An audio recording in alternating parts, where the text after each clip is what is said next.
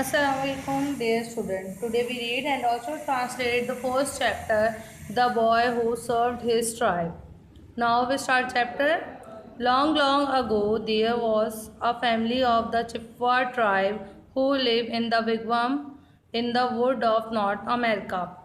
बहुत अरसा कबल चिप्पा के कबीले के लोग नॉर्थ अमेरिका के जंगलात में झोंपड़ियों में रहा करते थे. Mother, father, brother and sister were all very happy and content, for they loved the good thing of the earth. माँ बाप, बहन भाई तमाम लोग बहुत खुश रहते थे और बहुत राज़ी रहते थे, और क्योंकि वो अपनी दुनिया की चीज़ों से बहुत मोहब्बत करते थे. दे love the sunshine, the forest and the cool spring of water. वो सूरज की रोशनी से, जंगलात से, झरनों के बहते हुए पानी से बहुत मोहब्बत करते थे. But they were often cold and hungry. लेकिन वो अक्सर भूखे और ठंड में रहा करते थे. For at this time the Chippewa people did not know about growing corn. Instead, they lived only by hunting. अब वक्त ये था कि अब भी वो लोग ये नहीं जानते थे कि कॉर्न को किस तरह उगाया जाए. वो अब भी जो थे वो लोग शिकार के ज़रिए ही अपना गुज़र बसर करते थे. Now when boys of his tribe reached at the age of 14, it was a custom for them to go into some lonely place without food. अब वहाँ के लोगों का ये रिवाज था कि जब वहाँ के लोगों का कोई लड़का 14 साल का होता था तो वो उसको एक अलग सी सुनसान जगह पे भेज दिया करते थे, बग़ैर कुछ खाए पिए या बग़ैर किसी ग़िज़ा के.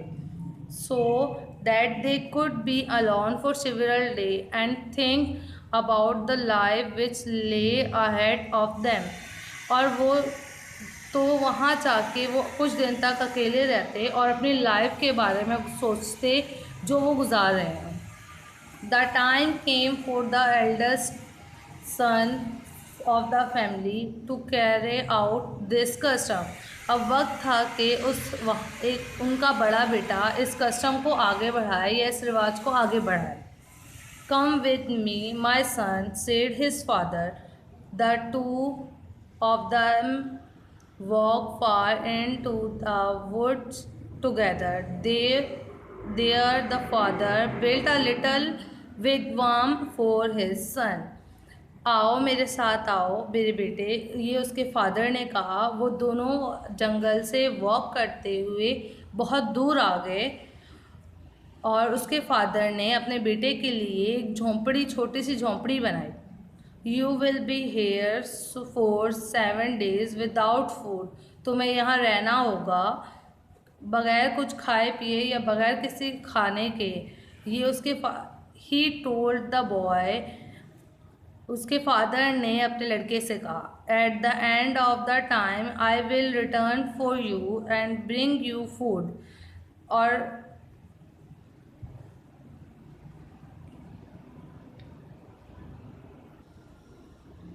मैं वापस आऊँगा और तुम्हारे लिए अपने साथ कुछ खाना लेता आऊँगा. वाइल यू आर हेयर, अगर तुम यहीं रहना.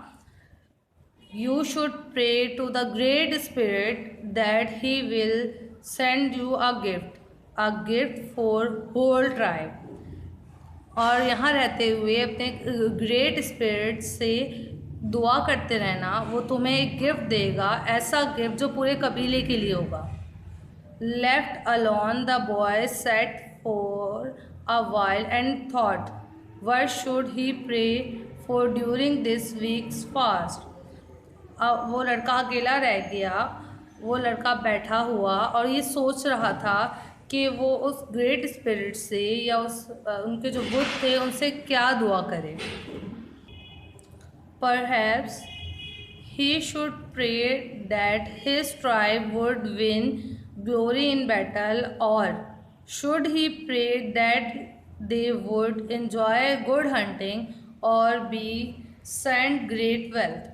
शायद वो ये सोचने लगा कि अगर वो खुदा से उस पर पूजा ये दुआ करेगा तो क्या वो एक ये जंग जीत जाएगा या वो दुआ करेगा और वो बहुत अच्छा हंटर बन जाएगा या बहुत अच्छे तरीके से हंटिंग शिकार करने लगेगा, या फिर वो उसको कोई एक अच्छी सी दौलत या बहुत सारी दौलत दे देगा, ग्रेट वेल्थ, बहुत सारी दौलत दे देगा। नो, ही थॉट, उसने सोचा शायद नहीं। He would ask only that life for his tribe be made in some way a little less hard। और उसने सोचा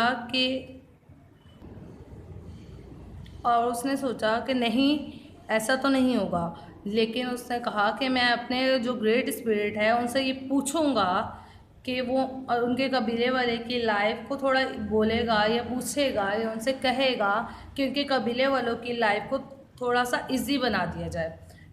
and so he began to pray to the great spirit, और ये सोचकर वो अपने कबीले वालों के लिए दुआ करने लगा अपने ग्रेट स्पिरिट से।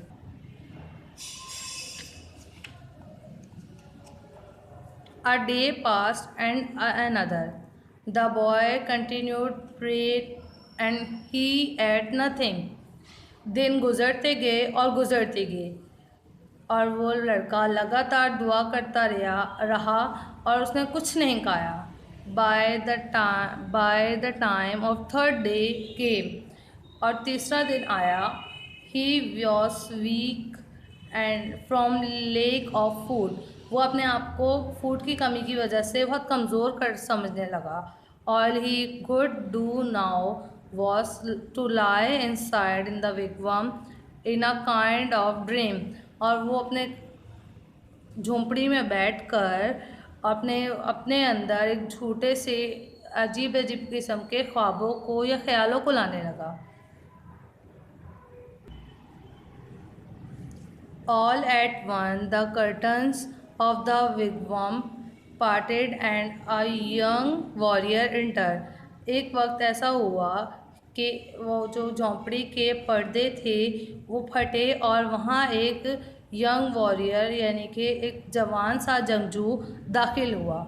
The plumes of his headdress were green and so were his moccasins and clogs। उसने एक